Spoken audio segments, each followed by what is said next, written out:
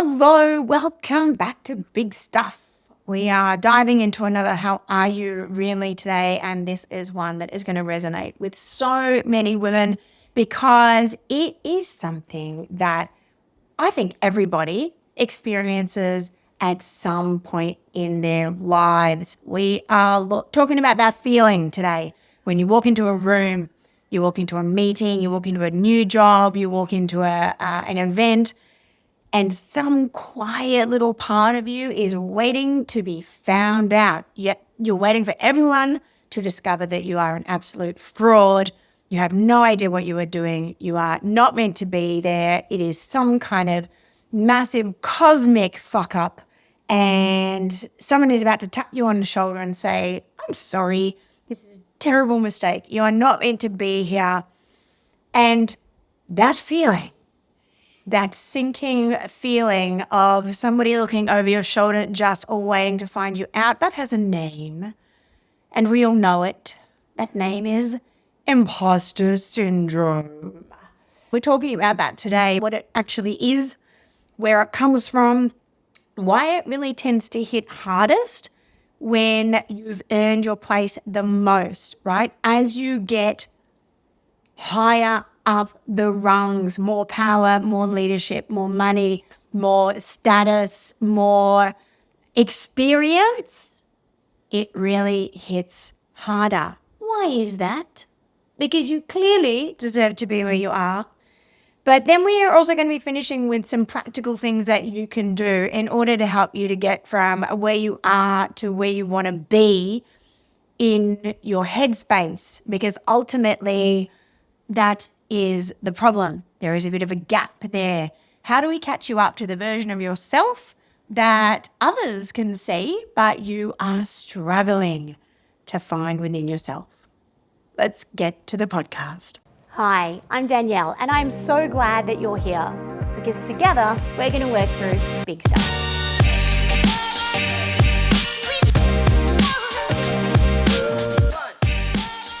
So when I was first working at Women's Weekly, I walked into a newsroom full of award-winning journalists. They were career journalists. They had all studied at university. They all had degrees. They were really shit hot, to be honest. They were amazing. And I thought they were amazing. And I fangirled really hard. I put them all on pedestals.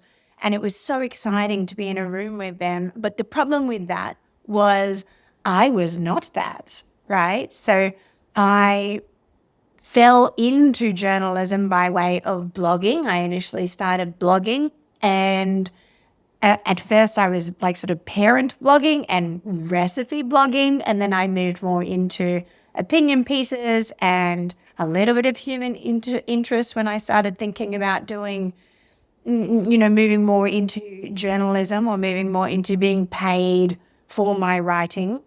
And even though I had worked my way sort of through the ranks, and by that I mean, it's not like I started in the mail room and I worked up to the newsroom. I didn't work my way through the ranks like that. And you have to be at a certain level in order to get that work. And I worked hard in order to get there.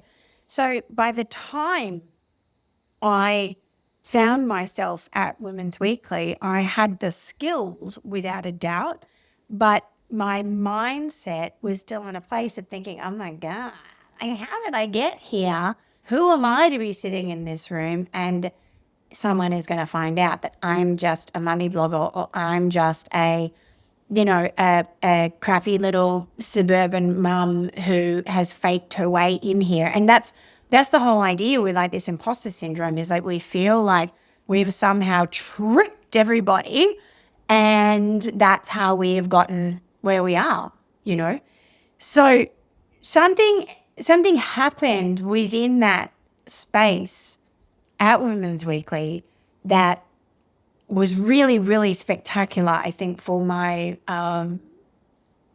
my self-esteem, for my ego, for my belief in myself. And that is firstly that I was respected at the table. All of my ideas had as much airplay as other people's. I was commended even for my ideas. People thought my ideas were good, which is like zing, that always feels really nice. But the other thing that happened was my stories did well. So my work stood up in that environment. It's not like, there was a weak link and it was me because I sucked secretly. I actually was doing well in that environment, and that was evidence that I belonged there. The problem with that was that became the evidence that I was any good at all. So the fact that my work stood up in that environment became my evidence procedure. So when I lost that job, I lost my evidence procedure. Okay, I lost the evidence that I was any good. So then I fell back into this, oh, well, I'm disposable. I don't deserve to be in that environment. So clearly I suck, right? And that's a real trap, because when your self-worth is really tied to a particular thing, whether it is a job, a person, a position, a financial status, whatever, when your self-worth is really tied to that, even your appearance, your looks and things change, right? As we age, if your self-worth is really tied to a particular thing, if that thing goes away, so can your self-worth with it, all right? That is a real trap that nobody really warns you about with imposter syndrome and even your sense of self-worth. Imposter syndrome is not just about feeling like you don't belong. It's often about like really trying to source the proof that you do and never quite finding it. I think that can be part of the bridge between where you are and where you feel you are. And what I mean by that is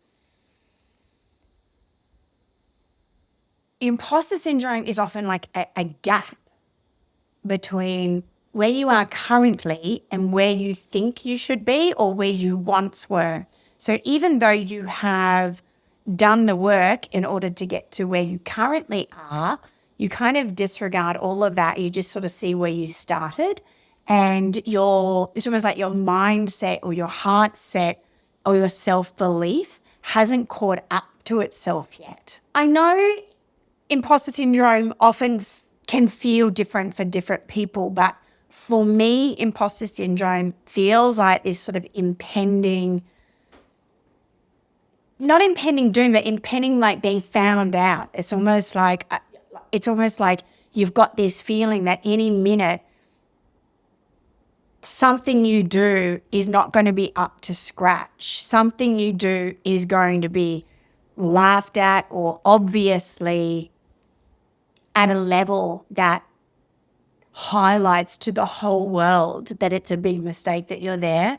So sometimes what happens is people will work extra hard, extra long, extra hours in order to try to outrun that feeling, or they just sort of live in this sort of state of anxiety of thinking that they're really not deserving of being where they are. And that can feel like tightness in the pit of your chest. That can feel like you have to try harder, work harder than anyone else, excel. You have to be perfect at what you do. Otherwise, you will be found out. And that's bloody exhausting. It really is absolutely exhausting. The term itself was coined in 1978 by Clance and Emes, I don't know, studying high achieving women. And it is the most intense at a point of a new level, right? So basically that feeling is a signal of growth rather than a warning of impending failure. So when you get to a new level, right? So we get comfortable. We're in a place where we feel comfortable. We feel confident. We know that we know what we're doing. Things can become second nature. You don't have to stress yourself out or challenge yourself too much.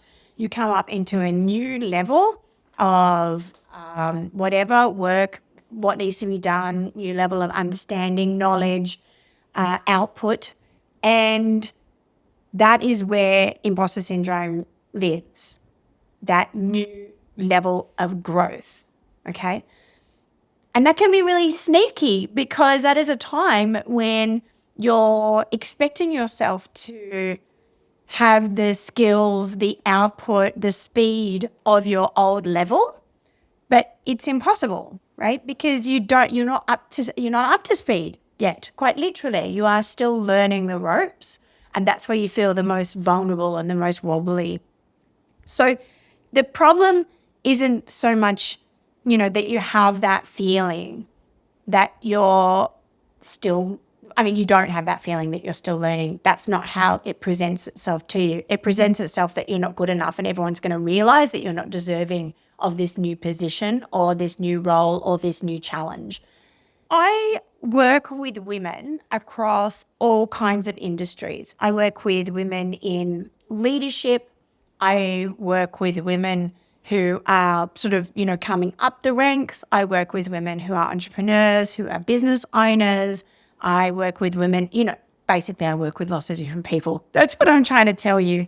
And one of the patterns that I see most is women who are genuinely growing, genuinely earning their place in the business, in the career, genuinely accumulating really tangible runs on the board, and their internal story of themselves hasn't caught up to match where they're at. So it's more like a software problem, right? When your phone is, getting a little bit glitchy and it says, do you want to do the software overnight? As soon as you plug me in and give me enough power, I'm gonna update you to the new software because you are running an old program. And a lot of people don't realize that they have all of these old programs running in the background. So they might be doing, the work of the current work, where you are now, the position that you're in. But with all the old programs running in the background, certainly if it's happening unconsciously and you're not even aware of it, then it can really hinder where it is that you want to be going. I was speaking to a client about this, actually. She works in the energy sector in high stakes, fast paced industry.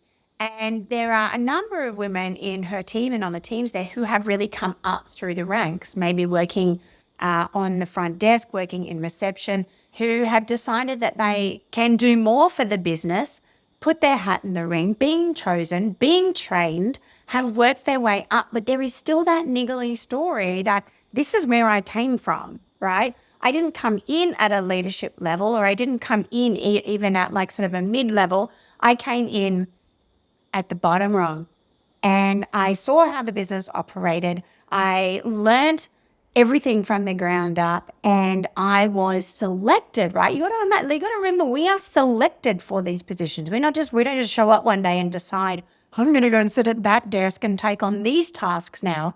Somebody else says, yeah, actually, I believe that you can do that. I've seen you over this time because people are watching all the time when we're in business.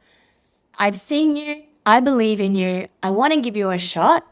And then you prove yourself, right? Everybody has to prove themselves in their role over and over again because that's why we get paid, right? If you're not doing the job, then they don't hold on to you, right? So you work your way up. There you are. But there is this niggly belief that either you still think that you are that person or other people still look at you as that person. And that can really hinder your awesomeness and your ability to continue to grow.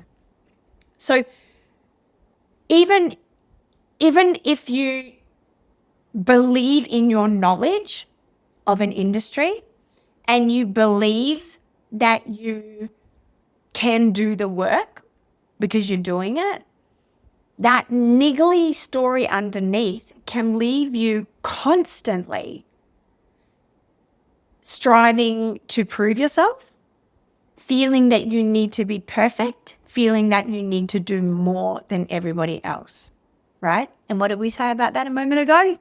Exhausting, right? Exhausting. It's not sustainable. It's not true, right? You are running a program that is fake news, right? This is the part that I really want you to hear. I really want you to hear this part. Okay, imposter syndrome has zero zilch to do with your competence. It has nothing to do with your ability. It is about a self-belief, a self-concept that is running behind the actual truth of where you are. So let that sink in. It has nothing to do with your ability, your smarts, or your competence. It is a self-concept that has not caught up to your station or your current position. So what do we actually do about this, right? How can we fix, outrun, outpace, or quieten down that belief that you are somehow an imposter or you don't believe to be there? And this is stuff that I come back to time and time again, both personally and with my clients, to help people to catch up, right? How do we build that bridge between where we were or where we think where we were and where we are now, right? So again, we need to audit the evidence, not the feeling. What does that mean? Your brain will tell you that a feeling is a fact, okay? So I don't deserve to be here. I'm going to get caught out. People are going to find out that I suck, right? Your brain tells you that that is real, but it is a feeling that you have inside yourself, okay? So firstly, don't believe everything you think, all right? I would love to come back to that one because it is a very important awareness. Do not believe everything that you think. When that imposter voice shows up, ask yourself, like, what is actually true here?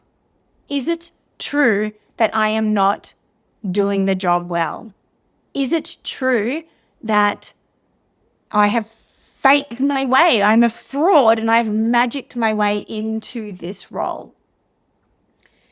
And write down a list, right? Not a CV, but write down a list of steps, learnings, bold moves, and maybe even mistakes that you've made along the way in order to get to where you are now, right? Because you didn't just like fall out of the sky and land there. How did you get here? And when you can see the pathway to from where you were to where you are, the pathway sort of illuminates the bridge that we were talking about, building that bridge between your beliefs.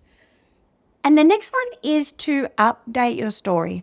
Okay, ask yourself, who has told me that I don't belong in rooms like this? Who has ever made me feel that other than yourself?